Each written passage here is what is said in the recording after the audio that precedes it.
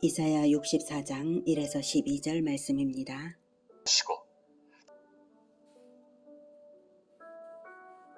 64장.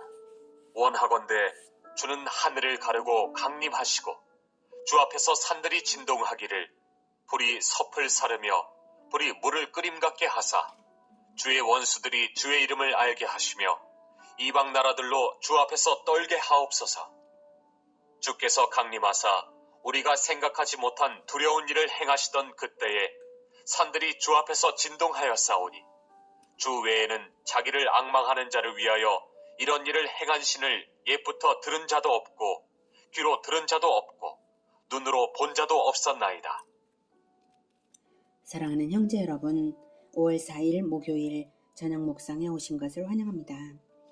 63장에서는 언약에서 떨어져 나간 에돔이 대속자도 중보자도 없으므로 자기 죄악에 대한 심판을 받는 것을 원통해 하시면서 심판을 행하시는 하나님을 보고 이사야가 유다를 위한 중보 기도를 해야 함을 알아듣고 기도를 시작했습니다. 그 기도가 계속 본장에 이어지고 있습니다.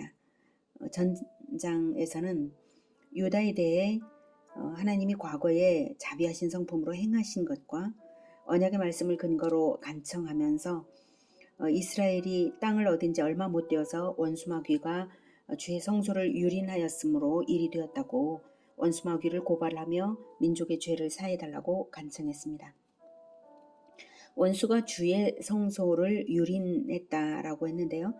그것은 근데 과거 사사시대의 일이기도 하지만 미래 바벨론의 침노를 말하는 것이기도 합니다. 하나님의 입장에서는 하나님 편에서 볼 때 그 수백 년의 또는 뭐 1000년 이상의 역사라도 그 얼마 안 되는 세월이거든요. 그래서 주의 땅을 차지한 지 얼마 못 되어서 원수가 주의 성소를 유린했다라고 하나님 앞에서 그렇게 표현을 한 것이죠. 바벨론의 침노, 그것을 미래의 일인데요. 이처럼 예언은 미래의 일을 과거처럼 표현하기도 하지요. 이미 하나님께서 이사야 눈앞에 펼쳐 보여주시고 계시니까 미래를 이미 보고 그것이 사실이니까 그것을 이미 이루어진 과거인 것처럼 과거형으로 말씀을 드리면서 다시 호소를 하는 것입니다. 그래서 과거처럼 표현되는 것입니다. 하나님 앞에서 선지자는 미래의 선민 공동체를 위해서 기도하는 것이므로 선지자의 시점은 미래 시점에서 하나님께 간청한 것입니다. 이스라엘 민족의 죄를 사하는 일이 이만저만한 일이 아닐 텐데요. 그런 일이 일어나는 것은 천지개벽하는 일이 될 것이 틀림없습니다. 왜냐하면 이스라엘 민족의 죄를 사한다는 것은 이스라엘 민족을 유린한 원수 바벨론 제국을 혼내주고 이스라엘을 완전히 새롭게 하는 일이기 때문입니다. 그런데 바로 그런 천지개벽할 일을 간구하고 있는 것이죠. 이사야가요. 그래서 이렇게 기도합니다. 1절. 원하건대 주는 하늘을 가르고 강림하시고 주 앞에서 산들이 진동하기를 불이 섭을 사르며 불이 물을 끓임 같게 하사 주의 원수들이 주의 이름을 알게 하시며 이방 나라들로 주 앞에서 떨게 하옵소서. 네. 정말 하나님은 두렵고 놀라운 이적을 행하실 수 있는 분이시고 이미 과거에 그런 일을 행하신 바가 있으시죠.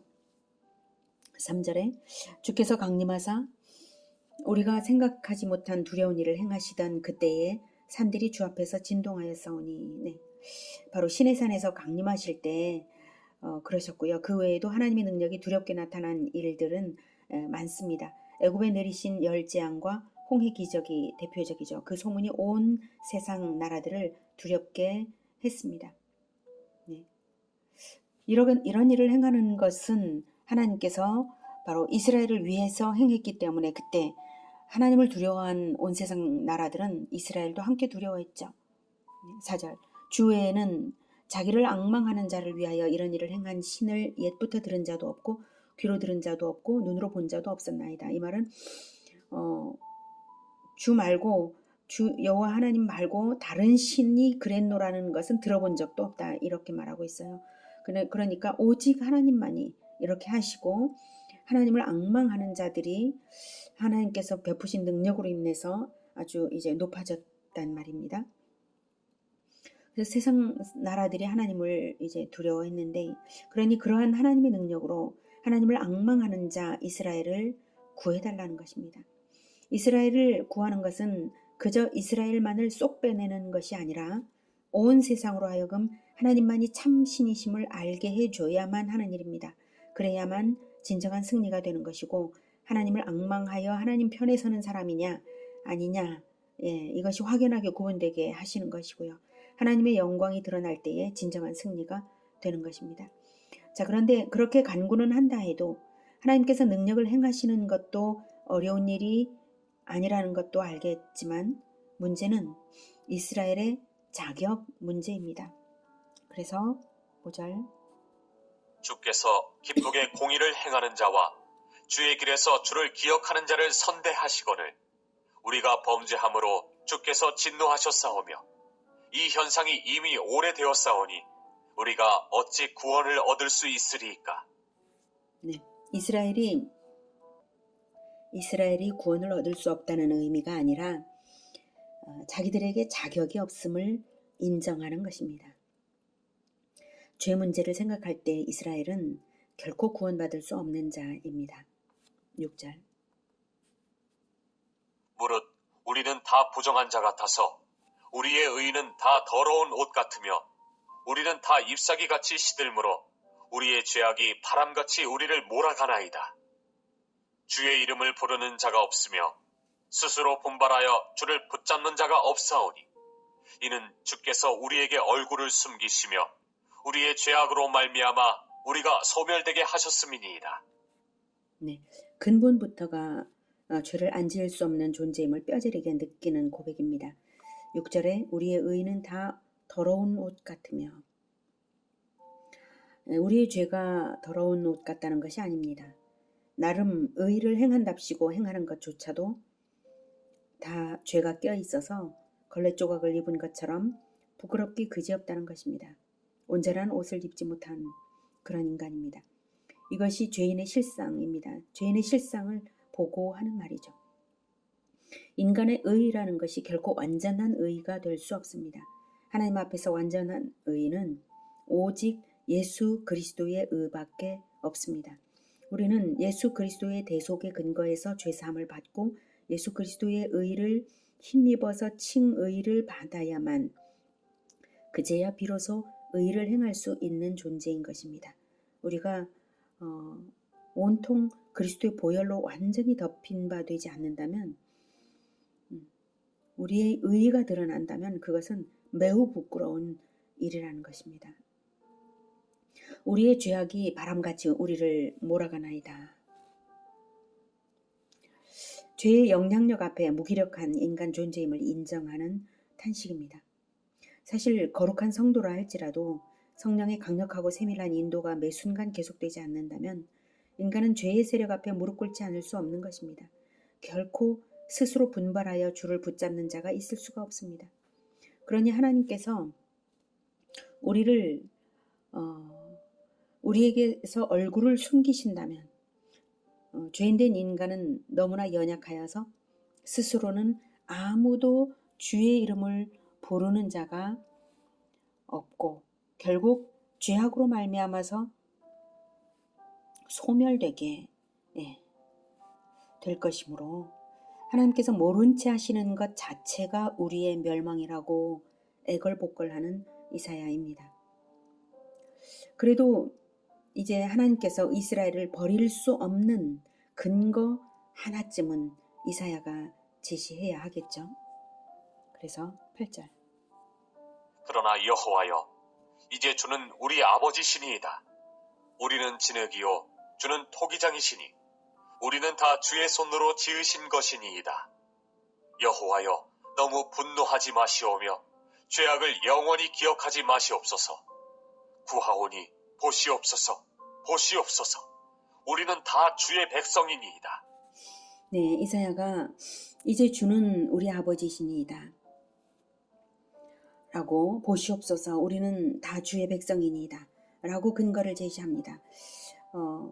마치 지금 주변에 이사야를 본받아서 이사야를 따라 완전히 하나님만 앙망하는 그 공동체를 대동하고, 자 보십시오, 이 사람들을 보십시오 하는 것처럼 우리는 다 주의 백성입니다 이렇게 하고 있어요. 하나님께서 직접 내가 아버지다 너희는 내 백성이다 말씀하신 것도 있고요. 그리고 이사야가 말하는 것에서 이제 8절에 이제 9절에 보시옵소서, 이 부분이 무심코 넘어갈 수 없는 부분입니다.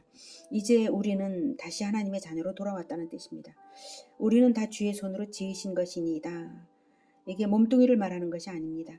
신체로 말한다면 원수 바벨론도 온 인류가 다 하나님 손에 안 지어진 것이 없죠. 여기서 이사야가 말하는 것은 하나님의 손으로 연단하시면서 우리를 재창조하고 계시지 않습니까? 이 뜻이에요. 뿌리 깊은 죄인이어서, 뼛속까지 죄인이어서 감히 구원을 바랄 수 없는 자들이지만 우리는 하나님 손에 지음 받는 자들이고 하나님의 아들들입니다. 이것을 주장하고 있어요. 4절에서도 주를 앙망하는 자들을 위하여서 놀라운 능력을 베푸시는 하나님이심을 고백했으니 당연히 주 하나님을 앙망함으로써 변화받으며 하나님의 아들들로 돌아왔노라고, 그러니 구원해 달라고 간청하는 것입니다. 우리의 의가 온전하지 못할지라도 제발 우리가 주를 앙망하며 하나님의 아들들로 돌아왔으니 받아달라고 간청하는 것입니다. 변화받는다 해서 그것이 인간의 공로가 되지는 못하죠. 하나님의 손에 지음 받는 것일 뿐, 그래서 그것을 하나님의 행하심, 하나님의 언약으로 자녀 삼으심, 하나님의 창조를 근거로 해서 제발 구해달라고 통사정을 하는 이사야입니다. 토기장이처럼 우리는 진흙처럼 하나님의 손에 맡겨져 있지 않습니까? 만들고 계시지 않습니까? 그러니 구원해 주십시오 이렇게 하는 거예요. 9절 여호와여 너무 분노하지 마시오며 죄악을 영원히 기억하지 마시옵소서. 오직 여호와의 긍휼과 자비에서 구원이 나오는 것입니다. 그 어떤 다른 것에서 구원이 나오는 것이 아닙니다. 그래서 여호와께서 분노하시는 중에라도 죄악을 잊어버리시기로 결단하시고 진노 중에라도 긍휼을 베풀어 주셔야만 소망이 있는 것입니다. 우리의 의에 인간이 내세울 어떤 의에서 구원의 근거가 하나도 절대로 없습니다. 오직 하나님의 긍휼 그것에서 큰 동기가 나오는 것입니다. 구원의 동기가. 10절 주의 거룩한 성읍들이 광야가 되었으며 시온이 광야가 되었으며 예루살렘이 황폐하였나이다. 우리 조상들이 주를 찬송하던 우리의 거룩하고 아름다운 성전이 불에 탔으며 우리가 즐거워하던 곳이 다 황폐하였나이다. 여호와여 일이 이러하거늘 주께서 아직도 가만히 계시려 하시나이까? 주께서 아직도 잠잠하시고 우리에게 심한 괴로움을 받게 하시려나이까? 10절에 주의 거룩한 성읍들이 광야가 되었으며 시온이 광야가 되었으며 예루살렘이 황폐하였나이다. 그래서 거룩한 성읍들 시온, 예루살렘 모두 동일하게 예루살렘을 뜻하고요. 3번이나 변화를 주면서 반복하는 것은 강조하려는 의미입니다. 그런데 성읍들이라고 복수형으로 표현을 했죠. 사실 황폐한 것은 건물만 아니라 그 성읍의 주민인 하나님의 백성들의 영혼과 삶이 다 황폐한 것이므로 예루살렘 공동체가 파괴되었노라고 하소연하는 것입니다. 그런데 그 성읍이 어떤 성읍인가요? 11절에 주를 찬송하던 우리의 거룩하고 아름다운 성전인데 불에 탔고 황폐한 것입니다. 지금 이사야는 미래에 있을 예루살렘 성전의 파괴와 불에 타는 모습을 보고 호소하고 있는 것이에요. 12절 여호와여 일이 이러하거늘 주께서 아직도 가만히 계시려 하시나이까? 주께서 아직도 잠잠하시고 우리에게 심한 괴로움을 받게 하시려나이까? 주 하나님의 이름을 둔 예루살렘 성전이 불타고 성읍이 파괴되는 것을 보고도 가만히 계실 수가 있냐고 어서 대적을 진멸하시고 하나님의 백성을 구해달라고 절규합니다. 사실 이렇게 중보하고 간구하기를 바라시고 중보자를 간절히 기다리시고 하나님께서 이사야에게 다 보여주신 것입니다. 63장 첫머리에서 에돔에 대한 무자비한 심판이 있을 것을 말씀하신 것도 같은 맥락입니다. 이런 중보기도가 전제되어야만 훗날 구원을 시행하실 것이니까요. 오늘은 이스라엘을 구원하기 위한 간절한 중보기도를 하는 이사야를 통해서 배웠습니다. 하나님은 주를 앙망하는 자를 위하여 능력을 행하십니다.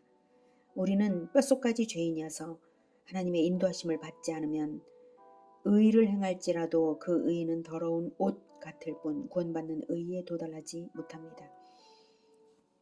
우리는 절대로 인간의 의를 자랑해서는 안 됩니다. 오직 하나님의 의를 사모하고 앙망해야 합니다. 오직 하나님의 자비와 긍휼로 은혜를 베푸시는 것만이 구원의 근본 동기입니다. 그래서 하나님께서 자기 아들을 보내주셨기 때문에 우리가 구원받는 것이지 그것이 아닌 한 절대로 구원의 길은 없습니다. 그러므로 우리 아버지 되시는 하나님을 닮는 자녀답게 하나님을 앙망하며 변화받기로 결단해야 합니다. 이사야처럼 공동체의 죄사함을 위하여 간구하는 중보자를 또한 하나님께서는 간절히 기다리신다는 사실을 또한 알아야겠습니다. 오직 주를 앙망하며 닮아감으로써 우리를 위하여 능력을 베푸사 우리를 구원하신 하나님의 영광이 우리 인생에 나타나기를 기원합니다. 또한 자기 공동체의 운명을 위하여 하나님을 붙들어 간구하는 중보자들이 다 되시기를 기원합니다. 기도하겠습니다. 하나님, 우리가 아무리 의를 행한다 해도 그것이 나를 구원하는 근거가 되지 못함을 압니다. 오직 하나님을 닮아가기 위하여 하나님을 앙망하기 위하여 의를 행하게 하여 주시옵소서.